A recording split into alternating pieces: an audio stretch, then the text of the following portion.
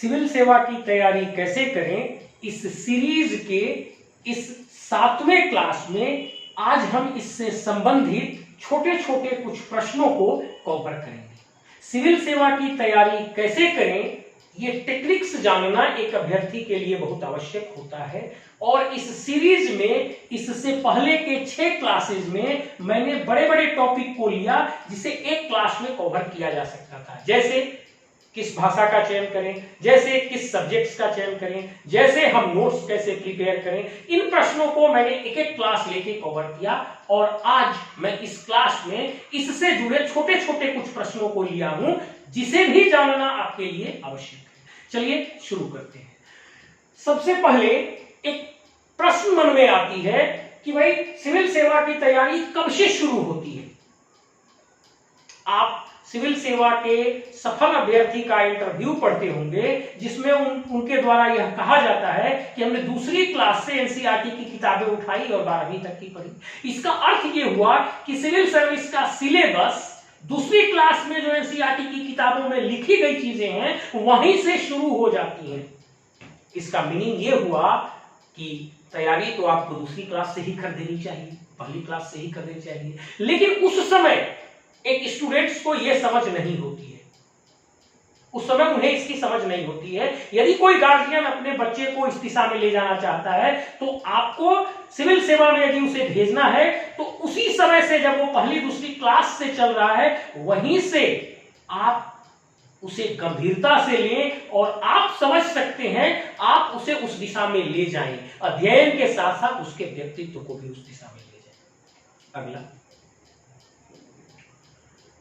इसी से जुड़ा हुआ एक बात यह है कि हमने तो पहले से गंभीरता से पढ़ा नहीं, अब हम आज बीए में आ गए या बीए पास कर चुके, अब हमको तैयारी करना है, तो निश्चित रूप से आपको दूसरी क्लास की एनसीईआरटी से उठाकर पढ़ना पड़ेगा। आप दूसरी क्लास की एनसीईआरटी उठा के देखिएगा, उसमें लिखा है विश्व में कितने महासागर हैं, कितने महादेश हैं, महासागर किसे कहते हैं, महादेश किसे कहते हैं, प्रायद्वीप या पेनिनसुला किसे कहा जाता है, टापू किसे कहते हैं, खाड़ी किसे कहते हैं। और आप सिविल सेवा के प्रश्नों को उठाकर देख लीजिए, उनसे जुड़ते हैं कि मीनिंग मेरा यह है कि आपने शुरू से गंभीरता से लिया तो ठीक है, यदि आपने गंभीरता से नहीं लिया, आप मान लीजिए ग्रेजुएट हो गए और अब आपको करना है, तो आपको निश्चित रूप से साल 2 साल का समय इन सामान्य अध्ययन की चीजों के लिए देना पड़ेगा। और आप दूसरी क्लास से 12वीं क्लास तक की एनसीईआरटी उठाएं और उसे ढंग से 3, 4, 5 बार पढ़ें। एक बार के अध्ययन में आपके दिमाग में वो स्तरित नहीं होगा। 3, 4, 5 बार आप उसे जब पढ़ लीजिएगा तब वो चीजें आपको समझ में आ जाएंगी, उसे आप अंडरलाइन कर लीजिएगा और वो आपका एक बहुत अच्छा बेस तैयार कर देंगी। सॉलिड ग्राउंड आपका, सॉलिड फाउंडेशन आपका तैयार हो जाएगा जनरल स्टडीज का। इसलिए अब इसको कंक्लूड करता हूं पहले टॉपिक को। यदि आप समझदार हैं तो आप अपने बच्चे को दूसरी क्लास से ही उस गंभीरता की ओर ले जाइए। यदि आपने बीए पास कर लिया, अब आपको समझ में आया, जो कि मैक्सिमम ग्रामीण पृष्ठभूमि के लोगों के साथ होती है, तब आप शुरू से उसे उठाएं और बिना किसी हिचक के 2 साल का समय उसके लिए दें, दिन रात लगाएं और उसको कंप्लीट करें। अब पहला टॉपिक क्लियर हो गया। अब दूसरे पे आते हैं। पहले से मेरा एकेडमिक्स अच्छा नहीं है तो क्या हमको सिविल सर्विस की तैयारी करनी चाहिए। आपने कई उदाहरण देखे होंगे जो अपने पूर्व के क्लासेस में सेकेंड, थर्ड आए होंगे, यहां तक कि फेल भी हुए होंगे और वे लोग सिविल सेवा में बहुत अच्छे रैंक से चयनित हुए। वहां आपके अध्ययन की उतनी इच्छा नहीं थी, परिस्थितियां ठीक नहीं थी, कई चीजें हो सकती हैं, आप बेहतर नहीं कर पाए, तो क्या आप दूसरे प्रयास में, तीसरे प्रयास में बेहतर नहीं कर सकते। आप जब जगे तब सवेरा है। हाँ, लेकिन उस सिलेबस को आपको जी जान से पुनः पढ़ना पड़ेगा। आप उसको पढ़िए और निश्चित रूप से तैयारी करिए। आप सर्च करके देखिए, सैकड़ों उदाहरण हैं जो पहले के क्लासेस में फेल हुए हैं, वो सिविल सर्विस में बहुत अच्छी रैंकिंग में आए हैं। टॉप 10, टॉप 20 तक में लोग पहुंचे हुए हैं जिनकी एकेडमिक्स पहले से अच्छी नहीं थी। इसलिए ये आपका कारण नहीं होना चाहिए कि एकेडमिक्स अच्छी नहीं, आपको समय ज्यादा देना पड़ेगा। आपको पीछे के सिलेबस को उस तरीके से कवर करने के लिए समय अधिक देना पड़ेगा। हाँ, जिन्होंने पहले से अच्छे से पढ़ाई किया है, जिसकी 88%, 90%, 95% स्कोरिंग पीछे की रही है, तो उनके लिए सिविल सर्विस की तैयारी करने में बहुत अधिक जोर नहीं पड़ती, क्योंकि वही चीजें तो समराइज करके सिलेबस बनाई गई हैं। अब वो पढ़े हुए हैं जिसमें 95% स्कोर किए हैं, आप समझ लीजिए उनका कितना बेहतर दिमाग में चीजें स्तरित हैं। उनको केवल एक रिवाइज और एक दिशा देना है। आपने वो नहीं किया है, आपको वो करना पड़ेगा और आप निश्चित रूप से सफल हो सकते हैं। आपको तैयारी करनी चाहिए, बशर्ते कि आप पीछे की चीजों को उस तरह से पढ़ने और आत्मसात करने के लिए तैयार हैं। अब चलिए तीसरे टॉपिक पे आते हैं। कुछ लोग कहते हैं मैं नौकरी में हूं, कैसे करूं, तैयारी कैसे कर सकते हैं। देखिए, यदि आपने पहले से बहुत अच्छे से पढ़ा है और 90-95% आप स्कोरर हैं, तो नौकरी बहुत मायने नहीं रखती है। नौकरी के बाद आप 5-6 घंटे तो मैनेज कर ही सकते हैं। जो आदमी कुछ नहीं कर सकता वो 12 से 18 घंटे मैनेज करता है। जो आदमी नौकरी करता है वो 5 से 6 घंटे मैनेज कर सकता है। 3 घंटे नौकरी आने से पहले और 3 घंटे नौकरी से जाने के बाद, 6 घंटे तो मैनेजमेंट हो सकती है। इतना तो करना पड़ेगा आपको अगर कुछ पाना है तो। अब यदि आप पहले से बहुत अच्छे से पढ़े हैं तो वो 6 घंटा बहुत सफिशिएंट है। और बहुत सारे ऐसे लोगों को पाएंगे कि नौकरी में रहते हुए आप सुनेंगे उदाहरण, अरे फलाने को देखो वो तो नौकरी करता था, मात्र 6 घंटे पढ़ता था, इतना अच्छा स्कोरिंग किया। अब कहने वाले को ये नहीं ना पता है कि वो पहले से उसकी स्कूलिंग कॉन्वेंट में हुई है, वो एनसीईआरटी पहले से पूरा चाट चुका है, वो आईसीएसई बोर्ड से पढ़ा हुआ है, उसकी इंग्लिश पे उतनी अच्छी कमांड है, सारी चीजें तो कवर्ड है, उसको केवल एक स्ट्रीमलाइनिंग करनी है, वो कर लिया। कहने वाले को ये नहीं पता है। आप समझदार हैं, आप सोचिए, यदि आपकी पहले से स्कूलिंग और उस तरह से है तो आपके लिए काम बहुत आसान है। हाँ, यदि पहले से आपकी स्कूलिंग बेहतर नहीं है, आप अभी जॉब में हैं, अब आपकी इच्छा है हम सिविल सेवा में आए, तो आप एक समय देख लीजिए कि आपके पास कितना समय बचा है। मान लीजिए 25 की उम्र में आप बीए भी कर लिए हैं, आप किसी नौकरी में आ गए हैं जिसमें आपको 10 से 5 काम करना है। अब आपको सिविल सेवा यूपीएससी आने के लिए 5 साल और स्टेट पीएससी जाने के लिए 10 साल का समय है।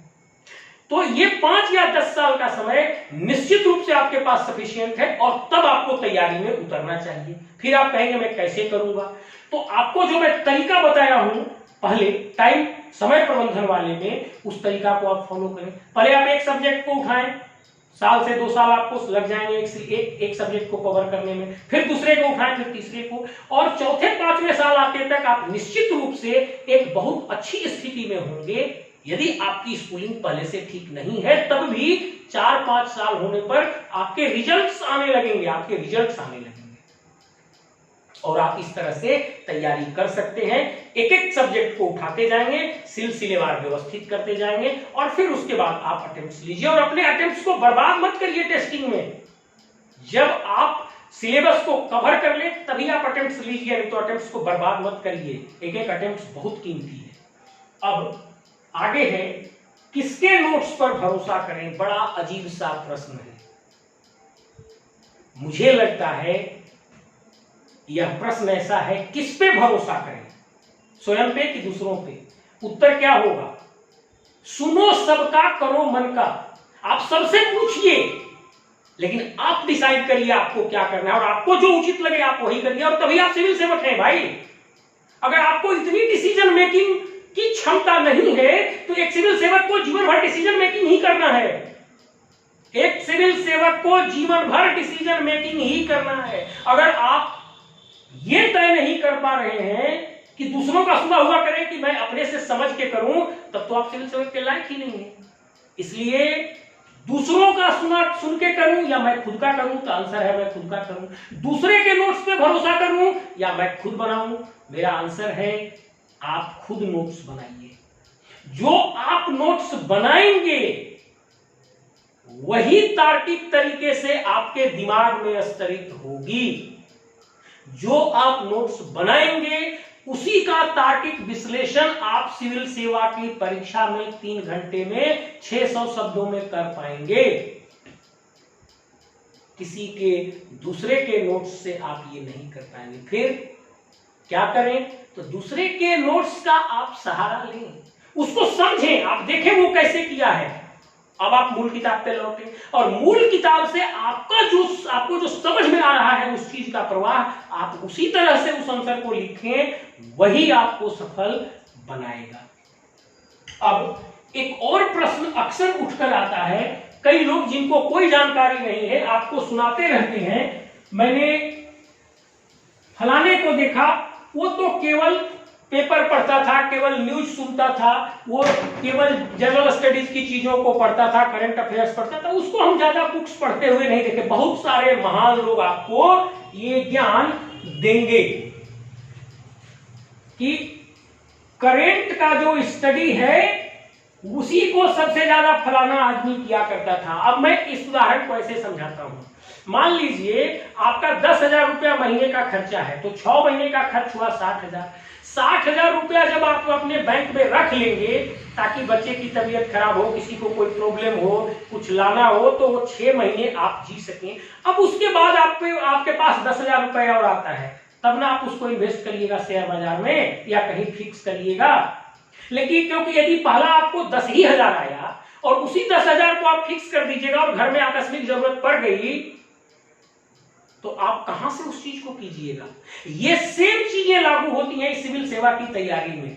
एक आदमी है, स्कूलिंग हुई पूरी कॉन्वेंट से, इंग्लिश मीडियम में बहुत अच्छे से, शुरू से ही कोई गाइड करने वाले उनके घर में माँ बाप या कोई शिक्षक थे जिन्होंने बताया तुम्हें सिविल सेवा में जाना है तो अभी से ही political science, history, sociology, English literature ले लो, ये सब्जेक्ट को इस तरह से पढ़ो। तो उनके बीए पास करते तक उनकी सिलेबस की तो पूरी तैयारी हो चुकी, उनके बीए पास करते तक उनके सिलेबस की पूरी तैयारी हो चुकी। जिनको आप 21 साल में सिविल सेवा में सफल देखते हैं और 22 साल में, वे कौन लोग हैं? वे उस परिवार से, उस जगह से लोग हैं जिनको ये सभी चीजें पता हैं, जिनको गाइड करने के लिए पहला क्लास से लोग खड़े हुए हैं और उनको सभी चीजें भाषा से लेकर, विषय से लेकर, टाइम मैनेजमेंट से लेकर सब चीज बताई जा चुकी है। तो उनकी तैयारी तो बीए पास होने के साथ यार खत्म हो गई। तो उसके बाद अब आप उसको वो टॉपअप कैसे करेंगे? अब वो the Hindu, times of India ऐसे पेपर्स को, जो मैगजीन्स हैं आपके अच्छे अच्छे, विजार्ड हो गया, प्रतियोगिता दर्पण हो गया, सिविल सर्विसेज क्रॉनिकल हो गया, इनको वो पढ़ते रहते हैं और करंट की हुई घटना को अपने विषय के थ्योरी से ले जाकर जोड़ते हैं और लिखते हैं और एक बार में सफल हो जाते हैं। अब आपको लोग कहानी सुनाते हैं, उसको तो मैंने देखा था, वो तो दिन भर में 5-7 घंटा पेपर ही पढ़ते रहता था। अरे भैया, उसके पास 6 महीना जिंदगी जीने के लिए जो 60,000 की जरूरत है वो पहले ही वो कंप्लीट कर चुका है। अब जो आया उसको टॉपअप कर रहा है। आप तो अभी कमाना शुरू किए हो, आपको 10,000 मिले ही नहीं, तो आपको 6 महीना इंतजार करना पड़ेगा। 6 महीना में 60,000 रुपया आप जब बैंक बैलेंस कर लीजिएगा कि परिवार को आगे कोई दिक्कत हो तो 6 महीने में बिना जॉब के परिवार चला सकता हूं, तब बचे हुए पैसे को आप इन्वेस्ट कर पाइएगा। मतलब यदि आपकी स्कूलिंग ठीक से नहीं है और पहले से आपने तैयारी ठीक से नहीं किया, तब आपको पूर्ण रूप से अभी तैयारी के बिगिनिंग अवस्था में करंट अफेयर्स पे, पेपर्स पे, मैगजीन्स पे कम से कम समय देना है। आधे 1 घंटे सफिशिएंट है, आधे 1 घंटे सफिशिएंट है। बाकी आप समय अपने मूल सिलेबस की ओर ले जाइए जो 90% आपको कवर करता है। जब उस सिलेबस पर आपका कंप्लीट कमांड हो जाए, जब उस पर आपका कंप्लीट कमांड हो जाए, तब आप अब इस दिशा में सब आपने कमांड कर लिया, नोट्स बना के रख लिया। अब आप उस अवस्था में पहुंच गए जहां आपने 6 महीने के लिए कोई यदि दिक्कत हो तो आपने उतना बैंक बैलेंस रख लिया, मतलब आपने सब्जेक्ट का बैलेंस लबालब कर लिया। अब आपको करंट की जानकारी पर, करंट की चीजों पर अपना समय बढ़ाना पड़ेगा और करंट की चीजों को अधिक से अधिक उठाकर अपने अस्थायी सिद्धांतों के साथ जोड़कर लिखना होगा। आपको मैं बताता हूं, बहुत सारे लोगों का प्रथम पेपर थ्योरी होता है, वो पूरा उसे रट के बहुत अच्छे से याद कर लेते हैं, समझ लेते हैं और उनमें उनको 50, 55, 60% तक सिविल सेवा तक में अंक मिल जाते हैं,